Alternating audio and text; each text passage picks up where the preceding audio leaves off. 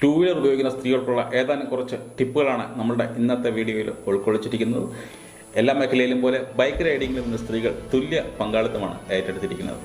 എന്നാൽ ഇത്തരം സന്ദർഭങ്ങളിൽ പ്രത്യേകിച്ച് സ്ത്രീകൾ സൂക്ഷിക്കേണ്ട അല്ലെങ്കിൽ അവർ അറിഞ്ഞിരിക്കേണ്ട കുറച്ച് കാര്യങ്ങളാണ് ഇന്നത്തെ വീഡിയോയിൽ നമ്മൾ ഷെയർ ചെയ്യാൻ ഉദ്ദേശിക്കുന്നത്. വീഡിയോ മുഴുവനായി കാണുക. തീർച്ചയായും യൂസ്ഫുൾ ആയുള്ള വീഡിയോ ആണിത്. അതുകൊണ്ട് തന്നെ വീഡിയോ മുഴുവനായി കാണുക. വീഡിയോ കണ്ട ശേഷം ഇഷ്ടപ്പെട്ടാൽ ലൈക്ക് ചെയ്യുക, ഷെയർ ചെയ്യുക. നിങ്ങളുടെ അഭിപ്രായങ്ങൾ കമൻറ്റ് ബോക്സിൽ രേഖപ്പെടുത്താനും മറക്കാതിരിക്കുക. ഞാൻ സാജു. നമ്മുടെ ചാനൽ സാജു ആൻഡ് കാർഡ്സിലേക്ക് ഏവർക്കും സ്വാഗതം. നമ്മുടെ യാത്ര സന്തോഷത്തിന് വേണ്ടിയാണ്. മറ്റുള്ളവരുടെ കമൻറ്റുകൾക്ക് ചെവി കൊടുത്ത് ദയവായി അത് നശിപ്പിക്കാതിരിക്കുക. നെഗറ്റീവ് കമൻറ്റുകളെ അവോയ്ഡ് ചെയ്യാൻ ശ്രമിക്കുക. സ്ത്രീകളുമായി പ്രശ്നം ഉണ്ടാക്കുന്നത് ചിലർക്ക് ഒരു നേരപ്പോക്കാണ്. നമ്മൾ അങ്ങോട്ട് കയറി പ്രശ്നം ഉണ്ടാക്കാതിരിക്കുക. ഒരു പരിധി കഴിഞ്ഞാൽ പോലീസിൻ്റെ സഹായം തേടാൻ മടിക്കരുത്.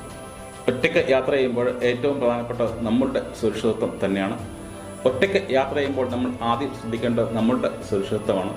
പുറകെ വന്ന് വെറുതെ ഹോണടിച്ച് ശല്യപ്പെടുത്തുക, ഓവർടേക്ക് ചെയ്യാൻ ശ്രമിച്ചുകൊണ്ടിരിക്കുക, ഇതൊക്കെ ചിലർക്കൊരു വിനോദമാണ്. ഇത്തരക്കാരെ കണ്ടെത്തി അവരെ കടന്നു പോകാൻ അനുവദിക്കുക, അവരെ മാക്സിമം അവോയ്ഡ് ചെയ്യുക. ശാരീരികമായ ആക്രമണം ഏതെങ്കിലും അവസ്ഥയിൽ ഉണ്ട് എന്ന് തോന്നിക്കഴിഞ്ഞാൽ അവരെ നേരിടാൻ വേണ്ടി നമ്മൾ സാധാരണ പെപ്പർ സ്പ്രേ ഒക്കെ ഉപയോഗിക്കാറുണ്ട്. പെപ്പർ സ്പ്രേ ഉപയോഗിക്കുന്നത് പ്രത്യേകിച്ച് ഒരു കാര്യം ശ്രദ്ധിക്കുക, അത് കാറ്റിൻ്റെ ഗതി മനസ്സിലാക്കിയിട്ട് വേണം യൂസ് ചെയ്യാൻ. കാറ്റ് ഏത് ദിശയിലാണെങ്കിൽ ഒരുപക്ഷെ നമ്മൾ അടിക്കുന്ന പെപ്പർ സ്പ്രേ നമ്മളുടെ നേരെ തന്നെ വരാനുള്ള സാധ്യതയുണ്ട്. ഹൈവേയിൽ ലോങ് ഡ്രൈവ് ഒക്കെ പോകുമ്പോൾ പോലീസിൻ്റെ ഹെൽപ്പ് ലൈൻ നമ്പർ തീർച്ചയായും നമ്മുടെ കയ്യിൽ കരുതി വയ്ക്കുക. ഓരോ സ്ഥലത്ത് ചെല്ലുമ്പോഴും അവിടുത്തെ പോലീസിൻ്റെ ഹെൽപ്പ് ലൈൻ നമ്പർ മനസ്സിലാക്കാൻ പ്രത്യേകം ശ്രദ്ധിക്കുക. സ്മാർട്ട് വാച്ച് ഉപയോഗിക്കുന്നവരാണെങ്കിൽ എമർജൻസി നമ്പറുകൾ സേവ് ചെയ്ത് വെക്കുക. അത്യാവശ്യ ഘട്ടങ്ങളിൽ ഈ എമർജൻസി നമ്പറുകളിലേക്ക് മെസ്സേജ് അയക്കത്തക്ക രീതിയിൽ സെറ്റ് ചെയ്ത് വെക്കാൻ മറക്കാതിരിക്കുക. ഒരു ദിവസം സ്റ്റേ ഉള്ള ട്രിപ്പൊക്കെ ആണെന്നുണ്ടെങ്കിൽ നമ്മൾ താമസ സ്ഥലം മുൻകൂട്ടി ബുക്ക് ചെയ്യാൻ ശ്രമിക്കുക. ഇന്ന് ഓൺലൈൻ പോർട്ടലുകളിലൊക്കെ ഇതിന് ഇഷ്ടം പോലെ അവൈലബിൾ ആണ്. പക്ഷേ ഇത് പോർട്ടൽ ബുക്ക് ചെയ്യുമ്പോൾ അവിടുത്തെ സൗകര്യങ്ങൾ ഓരോന്നായി ചോദിച്ച് മനസ്സിലാക്കിയ ശേഷം റൂം ബുക്ക് ചെയ്യാൻ പ്രത്യേകം ശ്രദ്ധിക്കുക.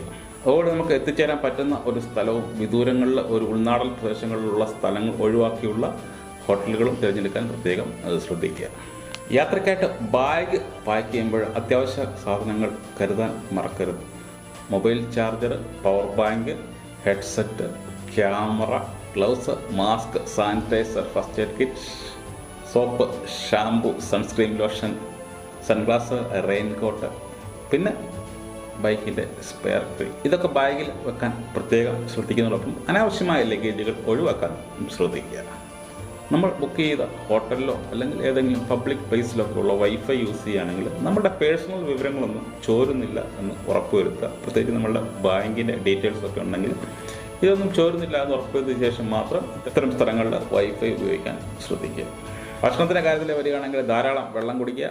യാത്രക്കിടയിലെ എണ്ണയിൽ വറുത്തത്, സോഫ്റ്റ് ഡ്രിങ്ക്സ് തുടങ്ങിയവ ഒഴിവാക്കാൻ പ്രത്യേകം ശ്രദ്ധിക്കുക. ടൂ വീലർ യാത്ര ചെയ്യുന്നവർ അഭിമുഖീകരിക്കുന്ന വലിയൊരു പ്രശ്നമാണ് സൺലൈറ്റ് ഡയറക്റ്റ് നമ്മളുടെ ദേഹത്തേക്ക് അടിക്കുന്നു എന്നുള്ളത്. അതുകൊണ്ട് തന്നെ സൺസ്ക്രീൻ ലോഷൻ ഉപയോഗിക്കാൻ പ്രത്യേകം ശ്രദ്ധിക്കുക. കൈത്തണ്ട മുഴുവൻ മൂടുന്ന ഗ്ലൗസുകൾ ധരിക്കാൻ ശ്രദ്ധിക്കുക. കാലിൽ നമുക്ക് സോക്സ് ധരിക്കാവുന്നതാണ്.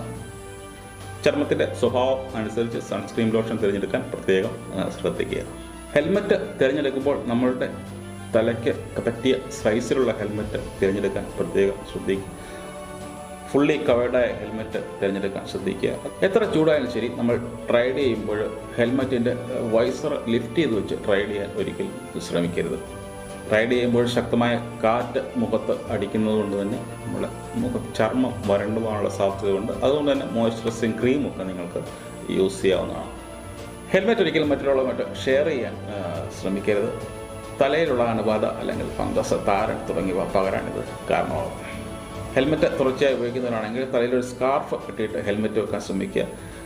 ഇത് തലയിലുണ്ടാകുന്ന വിയർപ്പ് വലിച്ചെടുക്കാൻ വളരെ നമ്മളെ സഹായിക്കും. കോട്ടൺ സ്കാർഫാണ് ഏറ്റവും അത്യുത്തമം.